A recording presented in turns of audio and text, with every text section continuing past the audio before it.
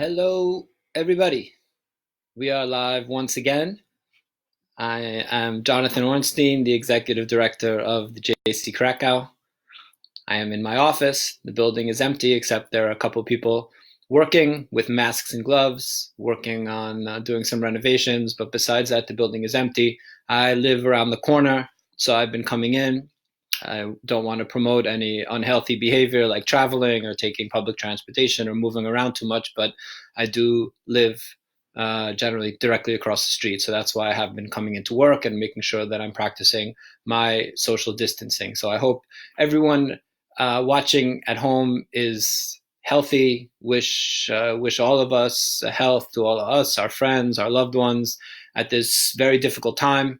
If we're doing things like this, I'm getting on Facebook and blabbing, then and this is entertainment in the world, then we know we're in trouble. So I see Mark Baranek from Miami. Good morning. Konrad Yakubovich. Hi, Konrad. How are you? Hi, Alexander Prugar, Warsaw. Dzień dobry. Kasha and I are doing well. I always talk about what a bad eater I am, which is true. The irony of living with a chef when you're really a picky, bad eater. But these are times, especially when you're kind of stuck at home and restaurants are closed, that it make and the person you're living with is a chef and has a little bit more free time than she usually has. So I've been absolutely benefiting from Kasha's wonderful, wonderful cooking and maybe appreciating it more than I usually do. I want to give a little shout out. I don't know if you guys exactly see, I'm wearing this shirt, Live Fully. This is a shirt from the OF JCC in Palo Alto, the Ashman family JCC. Our good friends and partners. We have a wonderful project that we do with them with Ramada Sharon and Palo Alto. And they are JCC. They've had to stop providing most services these days, so I'm sort of there on my mind very much, and it's a wonderful institution.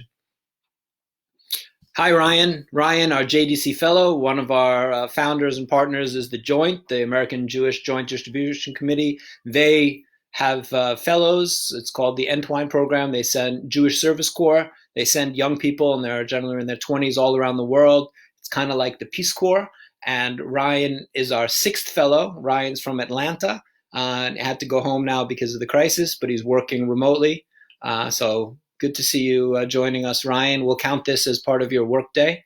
Don't worry about that. So I hope that you and your family are well. Here at the JCC, not too much has changed in the last week.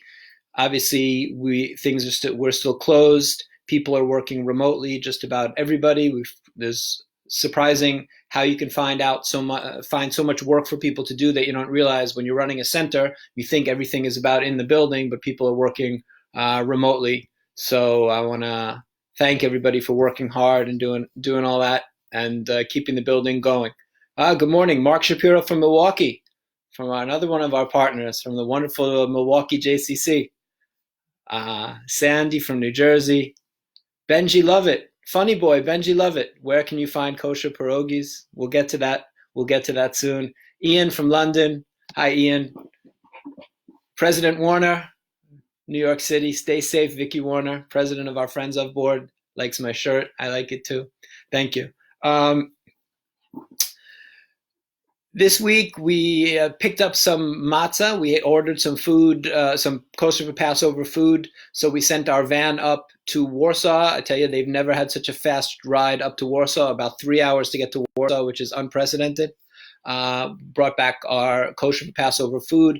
Kasha is going to cook the food for the Seder plate, and we will give that out with some matzah and some gefilte fish and some grape juice. We're going to make packages. We'll prepare all of that, and then next week for our Seder, we are going to distribute that to people that need it. So for our seniors, survivors, and other people in the community that need help with their Seder, we're going to provide them with, each one of them, whoever needs it, with a care package, and then we will help them. We're going to do the Seder online. It should be interesting. I've led some Seders before, but I've never done one, as I guess many of you at home are doing, via Zoom. So again, wonderful, the Zoom technology. Of course, the Zoom technology didn't exactly work out today. I was trying to do it with our special guest and then broadcast that on video. So we will get to our guest, and we're going to just do it by phone.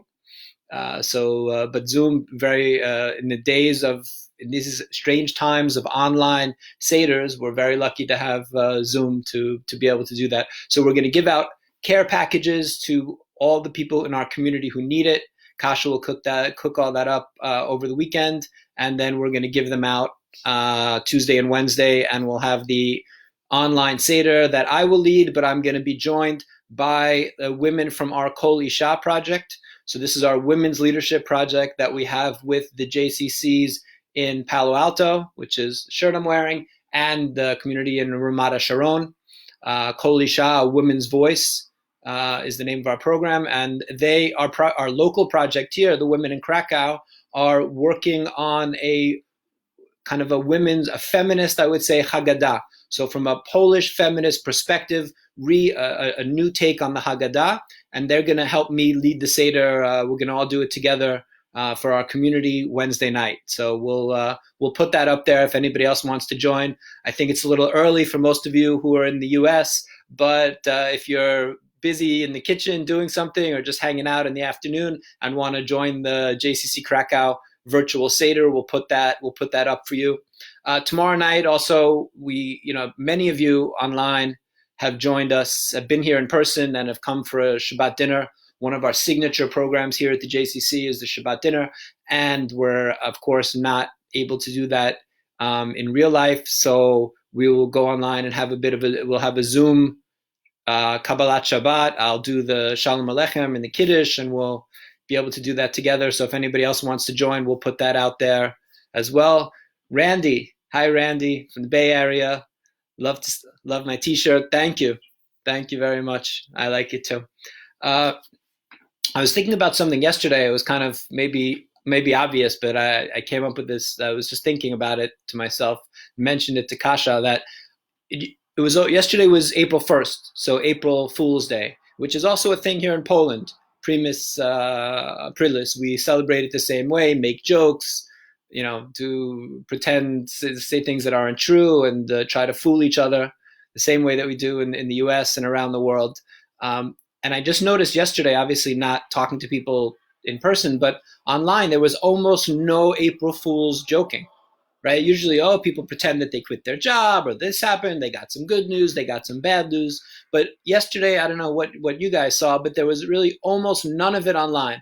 And I guess, the answer is somewhat self-evident. In this completely bizarre, insane Corona world we're living in, people don't really feel the need to joke around or to create something that's, this artificial, strange situation, because we're living in such a strange situation ourselves these days. But I did notice that I think for the first time in my life, there was almost no April Fool's joking going on. And when life imitates art, imitates life, so we have this weird situation. What is there to joke about that we're all stuck inside, communicating on through Zoom and telephone and online and watching Netflix all the time and not working and not going out to work and doing normal things. So I guess it's hard to, in some sense, we need to keep joking, but it's hard to make April Fool's jokes because the unreality of our normal situation is weirder than things that we can really come up with. Anna Panek in Brazil saying no jokes either. No jokes in Brazil. So Brazil as well. Good morning. Good morning to you in Brazil. In terms of what's going on in Poland, Polish government, I've mentioned many of us here in Poland are not wonderful fans of the government. They do some good and some bad, but a lot of people very critical of the government, me as well. But I think they've been very good in terms of the corona and shutting the country down for the most part. At this point, we're at 2,633 cases, 45 deaths. So both of those numbers going up, but not necessarily going up as quickly as maybe they would if we didn't have these new measures. So what's going on as of yesterday? People need to stay when they're outside on the street 2 meters from each other. That's everybody, even family members, except for people taking care of their children or people with disabilities. If you're under 18, you're only allowed out in the care of an adult. So that was a big new one. Parks, promenades, beaches are closed. Can't rent city bikes. So we were walking the dog along the river until yesterday, and as of that, no longer can go walk along the river or along in parks, beaches, everything closed like that. Grocery stores, pharmacies, drugstores still open, and they did something good, which is from 10 a.m. to 12 p.m. they're only open to people 65 or older. So as they're the most vulnerable, that they have special time. I know I was talking to somebody else, and they did it, very early in the morning. But here they did it from 10 to 12, which I think is convenient. So have a good time for our most vulnerable, our senior citizens, who to be able to shop by themselves without being the chance of being infected. So of course they can shop all day. I don't mean to say they can only shop from 10 to 12, but between 10 to 12, only the senior citizens are allowed in the shop. Guy checking in from Israel. I guess you're in Israel, Guy from Dot Travel, one of our partners who do a lot of wonderful work, making sure people have wonderful experiences when they come to Poland or go to Israel. And of course, the travel industry not functioning right now. We can't wait to be working with you soon, Guy, and bringing more of the federations and synagogues and JCCs, everybody that you bring to visit us in Poland and come to the JCC. We're excited to work with you, and hopefully the world will get back to normal. In terms of what else is going on in Poland, hairdressers, beauty salons, piercing and tattoo shops are closed. I thought they were closed before, but I guess that they're officially closed now, although they seem to be closed before. Now, something else interesting, you have 3 people per cash register. So depending on how many cash registers are in the store overall, that's as many people are allowed to be in the shop, which makes sense as well. When you go in a shop, you have to be wearing gloves. So and hotels and hostels, things like that, are completely closed unless they're being used for specifically for Corona purposes. If people are being housed there, so that's essentially where we are. I think, again, we see a difference. If you're looking what the world looks like and you're in touch with your friends around the world, you absolutely see that places that took this seriously earlier are have a flatter curve and look like they're moving forward. Will get out of this quicker than those who didn't. So I'm going to get to some questions. Suellen Kiedyś asked about the Polish response to Corona. I think I just got to that one. And how we're managing Passover, the Seder. That's from Paula Trossman, a friend from Toronto, who does the bicycle ride every year. What does that look like? I mentioned what we're doing there in terms of our Seder, that we'll have an online Seder. She also asked, of course, the question that I have to always talk about is, what's with Ride for the Living? No official announcement of yet as of from us. The longer this lasts, obviously, the more likely it is that the ride will not take place, or will take place in a greatly reduced capacity. What we are working on is a parallel virtual ride, that even if the ride is a much smaller ride this year, there'll be a lot of people who want to do the bicycle ride with us that aren't joining us. So we'll set up an online mechanism, a virtual mechanism, and we're working on a few different options. There's some great stuff out there. We're talking to the London Marathon. They canceled the London Marathon, and they have a very cool project where people pick different projects online and they're able to share them. And we're looking at something like that. Of course, for us, the Ride for the Living is our main fundraiser for the year, and we have a community that we're trying to continue to serve through these difficult times, and we need to continue to raise the money to be able to do that. So we will the Ride for the Living, in some sense, will go on, whether it's a much smaller ride, whether it's virtual. We'll figure it out. We'll figure that out. Paula also asked, how are senior members doing in this time of isolation and health risks? So someone else asked, how are the senior club members holding up? Very good question. Of course, the really heart and soul of our institution, the reason the JCC was founded was to take care of our Holocaust survivors, our seniors, and we're doing everything we can to continue to do that.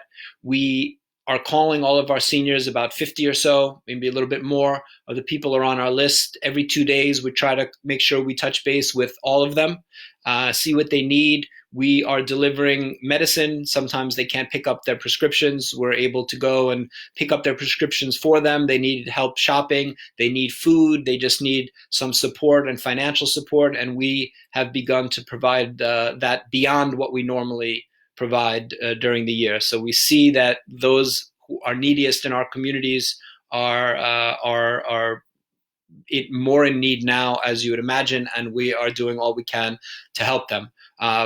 As I said last week, a lot of our programming has moved online. BBYO, Hillel doing great jobs keeping people engaged and doing some interesting educational work online. Our language classes are all online: Hebrew, Arabic, Yiddish. We're in touch with our school parents and trying to provide them with material, as of course we miss. I'll tell you what, not having the seniors in the building, not having the preschool kids in the building, it's a very lonely place. I mean, everybody's missing from the building, but I really noticed those two groups, especially as I come in. So Dr. Jared LaCourte in New York asks, what is our plan to observe Passover? Jared, you're a little late. No, but thank you for joining. I mentioned we're going to do an online Seder. Wednesday night we'll do an online Seder, which will have a strong feminist element because of our Kol Isha Women's Leadership program here at the JCC, which is doing a feminist Haggadah. So they're going to do some readings from that and talk a little about the idea of why they're recreating a Haggadah from a Polish feminist perspective. That's going to be a big part of the Seder of our, and I'll also help lead it, and that's what we're going to do. So we're excited for Pesach. It's a challenge, but we're hopefully we'll get through it. Hillel, do I have any cool new signs? No, I do not have any new signs. Although it's good time to find signs as no one's on the street. Of course, I don't encourage anybody to illegally procure street signs. But I have been walking around looking to see perhaps there are some discarded street signs, as sometimes people find. I haven't found any recently. Of course, if anyone has any street signs laying around in their basement or in their house, or there's something hanging by one thin screw somewhere and someone has a screwdriver and feels like collecting a street sign and sending it over to Krakow, I would not say no. I would be very grateful as I continue to collect street signs.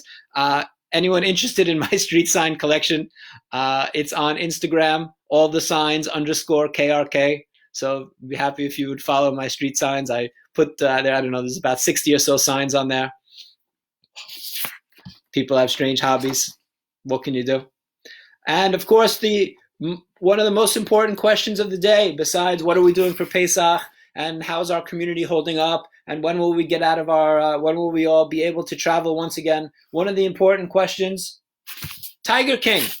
What is going on with Tiger King? Personally, Kasha and I finished watching last night. Out of control, Tiger King. So I have a few thoughts about Tiger King. One is just, wow, that was like, I feel like I went to Las Vegas and my eyes were pinned open like Clockwork Orange and just all of like Las Vegas. Not that it all took place in Las Vegas, but just this wild insanity of tigers and people and mullets and crazy tattoos and all of this went, bombarded my brain and went right in. So that was a lot of fun watching that. I think my takeaway at first was, oh my God, Carol's completely guilty. Anybody who laughs like that at everything she says must be a complete psychopath. And obviously fed her husband, ex-husband, well, deceased husband to the cats. But then I was like, wait a little bit. The directors manipulated it. It was so obvious that they wanted you to kind of not like Carol and grow to maybe not like the rest of the characters, but sort of find some space in your heart for Joe and want him to get out of prison. So I felt it kind of, the material maybe was a little bit manipulated in that sense, but no question she seems to me reasonably guilty of that. Joe, it seems strange up until this point that the only one who's in prison is Joe. Not that he shouldn't be in prison. I'm sure he should be, but it seemed like there are other characters in there that were certainly also delivering worthy or deserving of prison time. But that was a real shocker. I'm finished with that. I think the next thing we're going to watch is Unorthodox. So please don't type in any spoilers. It's been very difficult avoiding spoilers, especially when our eyes are glued to screens even more than usual. But we're going to start Unorthodox tonight. I know what it's about. I guess most of you do, about a young woman who leaves her ultra-Orthodox community and kind of escapes from them. There's a wonderful organization dealing with helping former Haredi Jews, or Hasidim sometimes, who leave their communities, called Footsteps in New York. I've been to their annual dinner once or twice. A wonderful, wonderful organization. So deserve a bit of a shout out. Let's see. So we do have a guest star. Our guest star, who I put a little cryptic hint to our guest star. Nobody guessed who it was. It is a great friend of the JCC, great personal friend of mine, somebody who is intimately involved in Jewish life in Krakow, who's been coming here for 6 years. Our guest will be someone who's been in quarantine in Israel for 2 weeks because he was here in Krakow and then flew home with his family after Purim. Rabbi Avi Baumel, our guest star, who I'm calling. Hopefully he will answer. Hello. Rabbi Avi Baumel. Hey, everyone out there in AMA land. So, Rabbi Avi, I will show you his photo as I pull it up on my phone. There is a photo of me and Rabbi Avi. Rabbi Avi, how are you? I'm doing okay, as much as anyone in the entire world can be doing well in times like this. I mean, obviously, my heart goes out to the thousands and tens of thousands who have passed away as a result of this sickness, as a result of this plague. But nevertheless, you know, my family's together, and we've been together for around a month straight in one house. More or less not at each other's throats, surviving, everyone kind of doing their own thing. Thank God we have here a place for everyone. So, I'm missing Krakow. I'm missing seeing all you guys. I'm missing you, Jonathan, but we're doing the best we can. Avi, so let's get right to the difficult questions. Avi, why has Hashem stricken us with coronavirus? We know that God is capable of plagues, as we're about to read Wednesday night. So we know He's capable. Why, at this point, has He stricken the planet with corona? I'm glad you asked, because it just so happens that last night I had a bit of a prophecy. He came upon me in a dream, and he said, "Jonathan, is this the root cause? What are you asking me these questions, Hash? Why? How should I know why Hashem does these things? You know, even though we're thousands of miles away, we can still fight the good fight about understanding God's role in the world and how this is happening. It's hard for a plague that strikes, you know, every household almost in the world at a time when we're about to read about a plague that God does to Egypt. So it's hard to just say, well, you know, happenstance. Maybe those people who are a little more on the fence kind of came a little towards my direction. Jonathan, have you edged a little bit closer to believing that there might be some grand first mover? Well, I actually, Avi, as I see innocent people, including children and the elderly, stricken with a terrible disease, dying, I can't say it's moved me any closer to your worldview. Fair enough. I'll be the first to say that I don't have the reasons why God does these things or why this is happening in the world.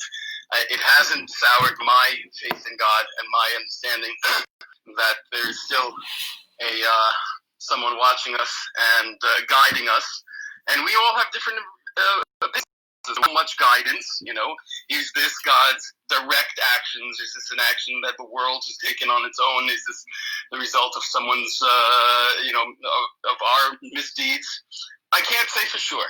I know that reading the Jewish history, reading through our sources, when we're in the midst of things, we call out to God, where are you?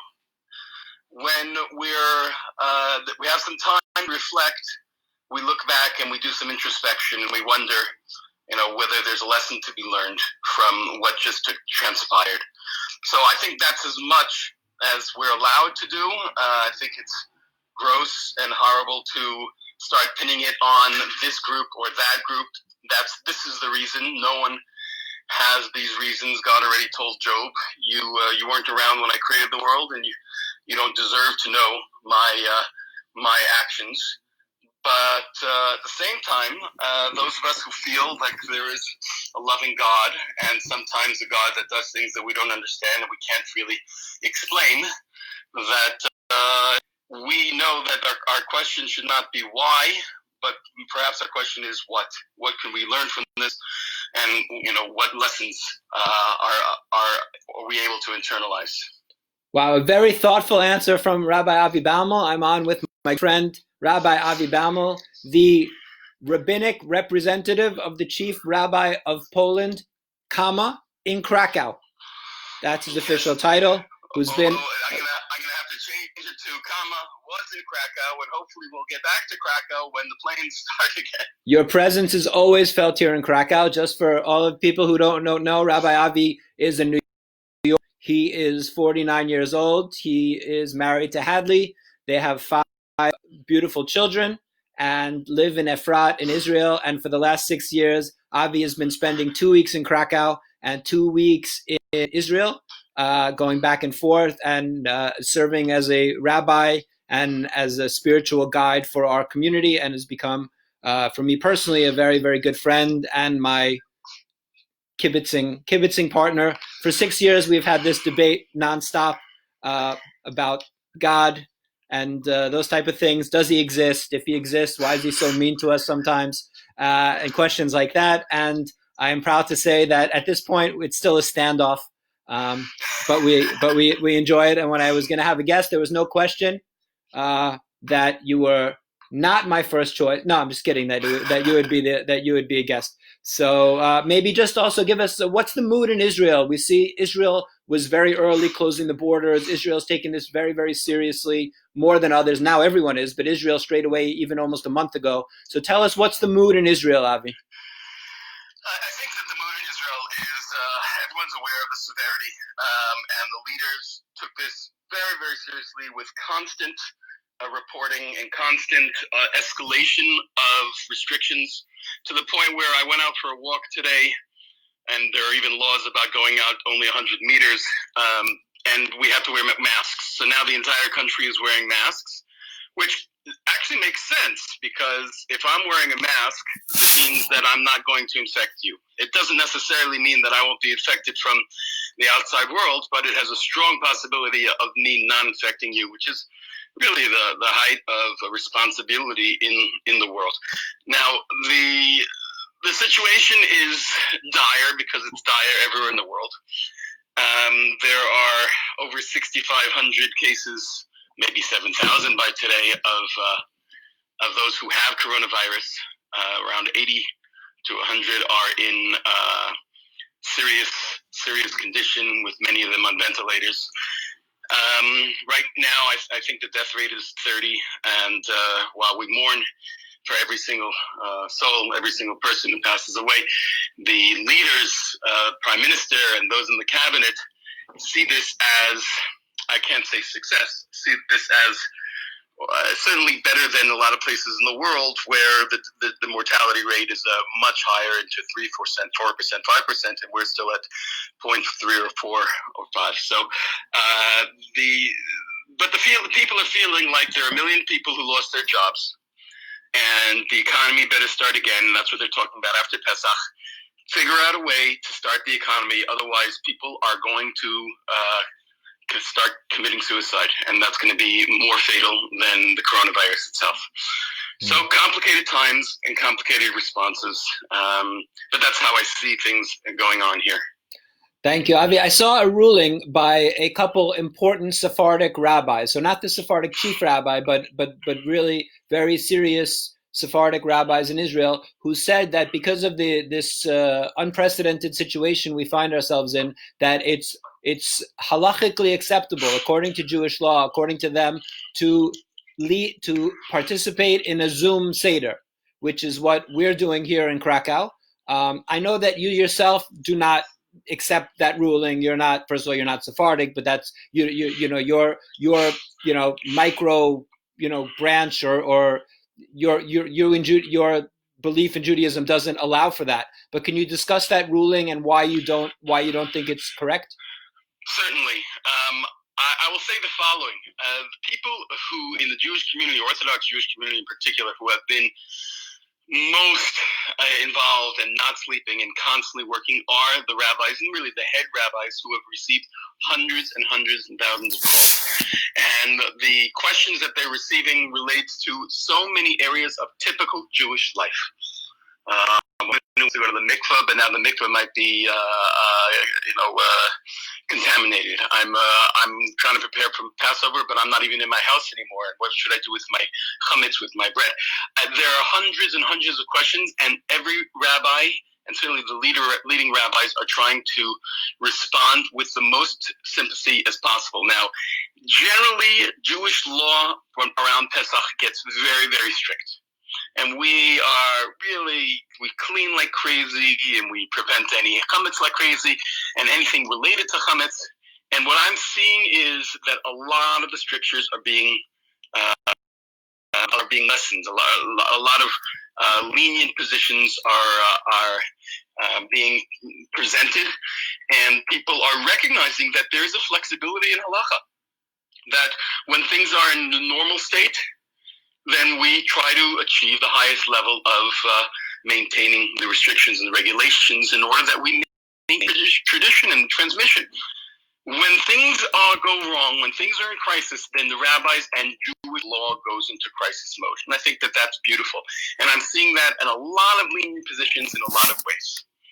Having said that, some Sephardic rabbis came up with an idea that we should use Zoom to include those people who are lonely. Now, I believe that the way that the question was presented is that their loneliness is almost to the point of depression, almost to the point of harming themselves. Like, we're talking about serious conditions where if a person's by themselves, they're not going to survive well. Right? That is the question posed. It's not like a blanket question.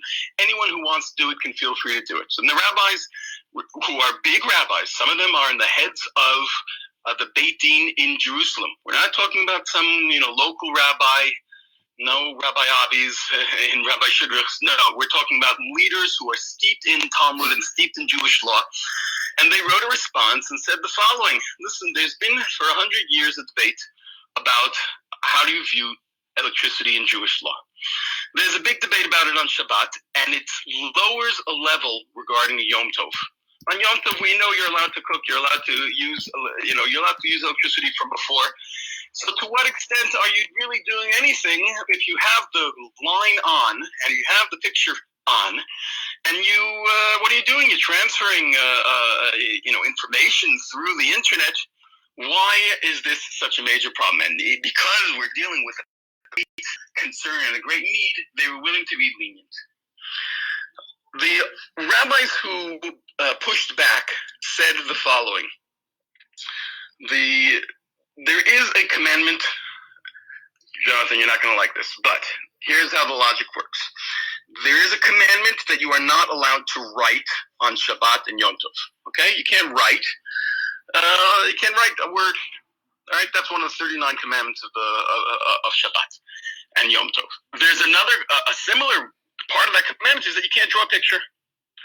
So because you can't write and because you can't draw a picture, then certainly taking a video, which is basically a convoluted, impressive technological achievement of drawing the most perfect picture, When you do that on Shabbat or on Yom Tov, you are violating the commandment of writing. Now, it's not a biblical commandment because it goes away immediately, and it's not something that lasts, something that you're doing exactly, you don't turn it on. Nevertheless, it is on the lower level still a concern.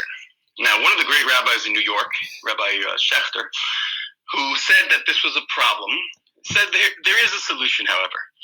While making a picture of yourself is certainly a biblical problem, a biblical law, a telephone does not have the same status.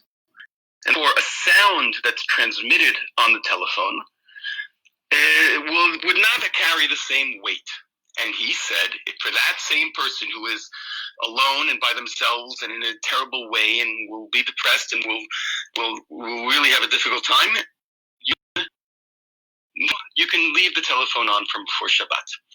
So even the greatest rabbis who are against this Zoom idea, nevertheless, are finding ways to permit at least in some way to connect with people, because listen, it's not normal to say Pesach and loneliness. So Avi, is it right do I understand that you won't be joining us for our JCC Krakow Zoom Seder Wednesday night?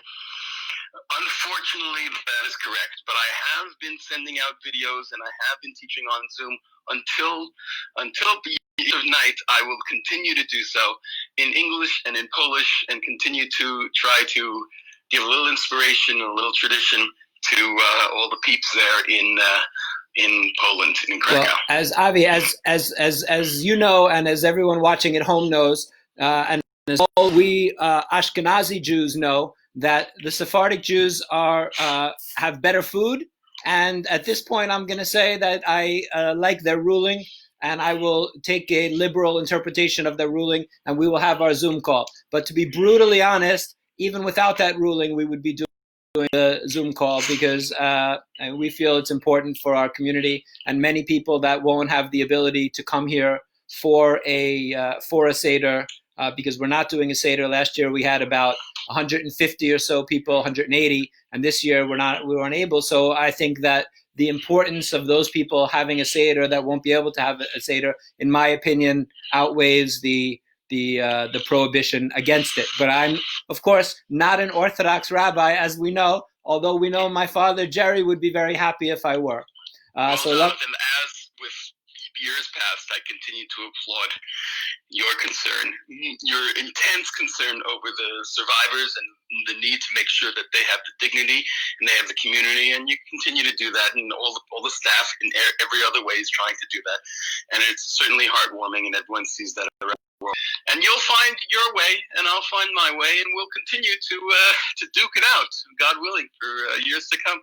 I might have to request some of your salary, Avi, as I have to do the Seder this year instead of you. Actually, it's not true. Last year, we did a bunch of Seders. Every year at the JCC, really, we do a few different Seders. We do, Avi runs a Seder, and that's also for guests. I do a Seder with Pani Zosha for survivors. We have a special dedicated survivor Seder. We have a special Seder earlier, which you ran for the children and young families. And we also had a Seder for our students last year. So we had four separate Seders going on at the JCC. I see new people joining us. Wow. Bettina, friend from Ulpan Yotvata in the 90s. Barry White, another Ulpan friend. How you doing, Baza?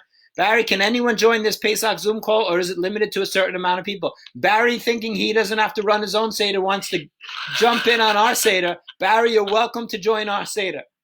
Anyone who wants to join our Seder can join our Seder. Anyone who's been to a Seder that I've led understands that I feel that I've captured the absolute essence, the most important aspect of the Haggadah. The key to the Seder is brevity. Obviously, nobody ever went to a Seder and said, oh my God, that Seder was too short. We've all been cumulatively to dozens and dozens of hours of Seders, so I make sure that my Seders are always very, very short to be able to go afterwards, have time thank Hashem a little bit, hang out a little bit, do whatever one does. Wow, David Lax, California. Someone else, Yod Fatah. I have to say, very nice seeing a lot of my Yod Fatah people. I'm going to get to a question when we finish with the always knowledgeable and concise answer giving Rabbi Avi Balmo. Always a pleasure to schmooze it out with you, Jonathan.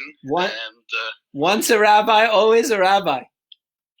Rabbi Avi, I'm gonna let you go at this point. Right. I thought I'd get to 9 or 10 questions, but in that one question, you seem to really answer a lot. So thank you very much for joining us, Rabbi Avi. Chag Sameach, lots of love to your family. And let us hope that our prayers will be heard. Yes. And get back to regularly scheduled Jewish life in Krakow. Thank you, Rabbi Avi. All the best. Okay, and we are back. I hope everybody appreciated Rabbi Avi. I didn't mention to Rabbi Avi that as a disembodied voice, he should probably keep the answers a little bit shorter, but I found that very interesting. I hope you did. That's my fault for not briefing him. So Sue Ellen asked, can we share the Seder reading so we can follow along? You're assuming that we're doing readings. I was just going to say, have some matzah, drink all 4 glasses of wine at once and get to it. No, just kidding. Of course, we'll be able to share the readings. We'll send out a link, and I think we're putting the Haggadah that we'll be using. We're going to PDF it and send it out, but there'll be a lot of it in Polish. I should warn you that should let you know that we will be conducting the Seder in Polish, English, and in Hebrew. So I see my friend Barry is saying he's just going to have the Seder with him and his mom, not with everyone else that he usually does. So can he join? Yes, absolutely. I would say we would love, the more the merrier. We would love you to join. We're doing it at 7 p.m. Wednesday night. 7 p.m. Yes, 7 p.m. Krakow time. So that's we move the clock. So we're 6 hours ahead of you on the East Coast, 9 hours ahead of you on the West Coast of the U.S., 1 hour ahead of you in the UK, and 1 hour behind you in Israel. One other thing I did want to get to, especially because I saw so many people who I know from Kibbutz Yod Fatah are asking. So there was a question about time on the kibbutz. I should say that I'll tell you that from 1994 until 2001, I lived in a very, very special place called Kibbutz Yod Fatah in the Negev in the south of Israel, about half an hour north of Eilat.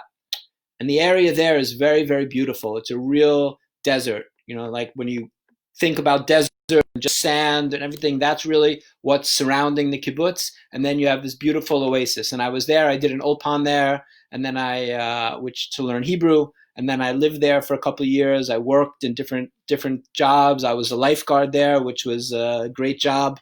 And I worked also in the dairy. The kibbutz is famous for having a dairy that produces chocolate milk. And I worked in the dairy for a while. I had a golf cart, or I drove a golf cart making deliveries on the kibbutz, which was a really fun job. And I also worked in the kitchen, not cooking.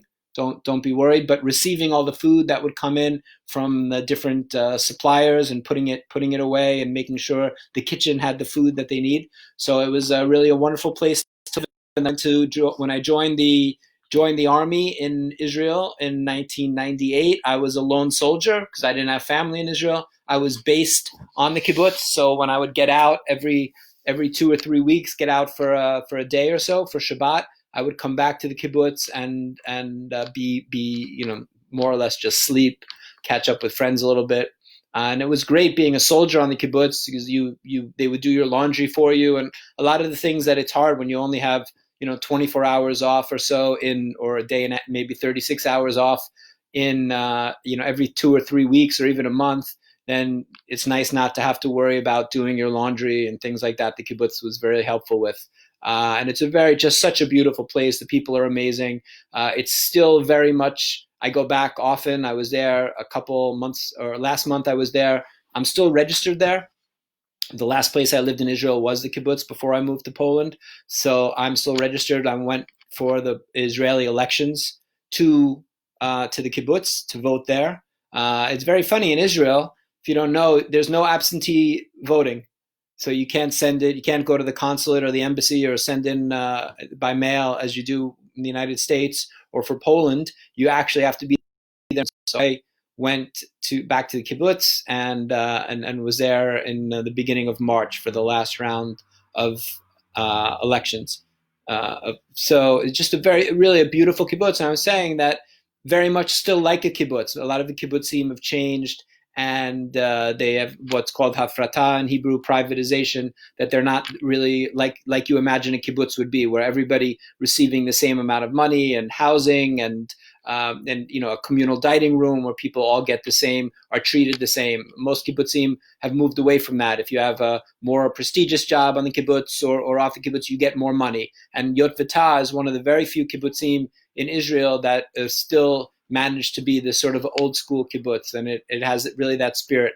And I learned a lot in the kibbutz. Not only was it a wonderful place and fun being at a swimming pool in the desert and meeting lots of good friends, many of whom I'm still in touch with, but the kibbutz, this idea of being something larger, part of something larger than yourself. We have our families that we care about, and then we have friends, but this kibbutz was something like an extended family, which is interesting. You don't like everybody, but you feel responsible to some degree for them in a way that we are not really responsible for things larger than our family unit. So it's a different way of life, and I think I learned a lot there. And I like to think that a lot of the way the JCC Krakow community, based on members and volunteers and staff member and our supporters all around the world, I think it very much emulates what we had there on the kibbutz, this idea of people united to some degree by a common purpose and doing things in a strong sense of volunteerism as we have here at the JCC. So a nice big shout out to my Yotvata friends who I saw here online.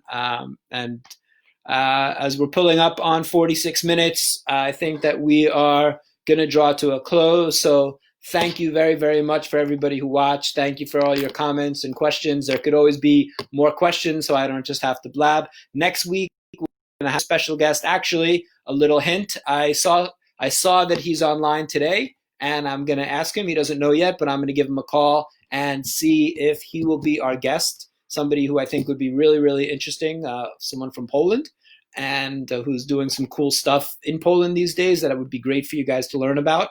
Who's somebody who's just really an impressive person.